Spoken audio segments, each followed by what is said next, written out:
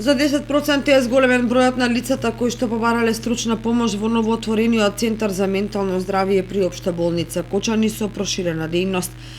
Позначително е зголемувањето кај машката популација, кај која е се понагласен проблемот со депресија и анксиозност. Периодот по корона кризата е директна причина за зголемениот бран на депресивност и анксиозност и кај двата пола, изјави доктор Дарко Иванов. Во подем, значи охрабрувањето кај машкиот пол, значи повеќе храброст може да кажем дека имаат помладите лица за разлика од повозрастната група од 50 години натаму.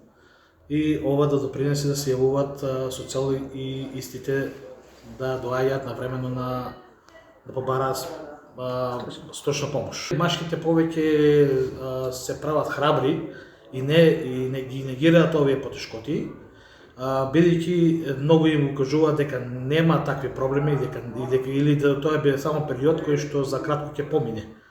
Но за жал статистиката вели друго, дека е зголемен бројот на суицидите кај мажите, како депресијата и анксиозните расстройства, а тоа е баш поради фактот што навремено не бара или касно побаруваат помош од стручни лица. Причини за анксиозност еве во поново време да земеме и примери пандемијата од COVID-19, која доста влијаеше, значи кај двата пола, значи мажите не беа поштедени од ова, значи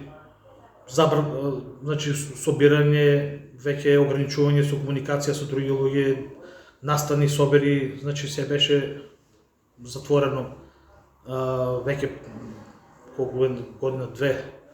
Тоа беше ограничување и поради тоа тие соматски тегоби и ментални тегоби се зголемуваа се повеќе и повеќе.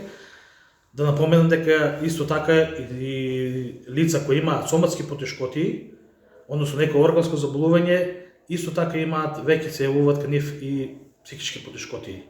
Затоа навремено треба да се побара веќе и стручна помош од психијатар, психолог, со цел да се превенира за да не се влоши самата состојба на ментален план. Процентуално можам да кажам од се зависи за која заболување, конкретно за депресиите кај мажите е многу зголемено, а статистиката точно не може да се определи бидејќи многу посегнуваат и по алкохол. А поради тоа тие го прикриваат тие ментални нарушувања како депресија, например, како потешките форми на депресија, ги прикриваат со тоа и поради тој факт не може конкретно да се, али во последен период тоа е зголемено доста. И исто и по европските теркови. Да се земе, значи и во европските текови, во развиени држави, исто е зголемен бројот на депресивни состојби, дали да се тоа се потешки или полесни форми придружени со анксиозност или слично нешто, бројката е зголемена. И тоа негде за околу последните години негде за околу 7%. Поред стручното мислење на доктор Иванов, социјалната состојба на лицата нема речиси никакво влијание врз појавата на менталните тешкоти, поради фактот дека сите луѓе се чувствителни и кај секој може да се јави кризна состојба. Најважно од се е да се побара стручна помош како превентива од влошување на менталното здравје.